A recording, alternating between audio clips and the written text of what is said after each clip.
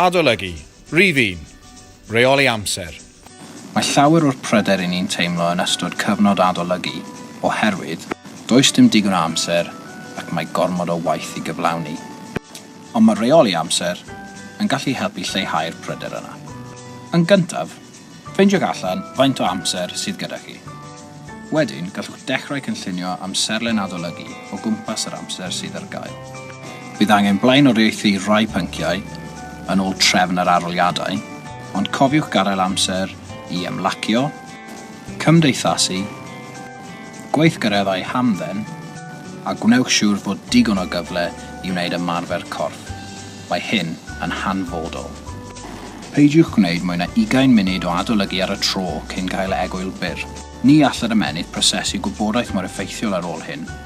Cofiwch fod yr ymennydd yn cyhyr, a mae angen gorffwys. Ar ôl egwyl byr, byddwch chi'n barod i ddechrau eto.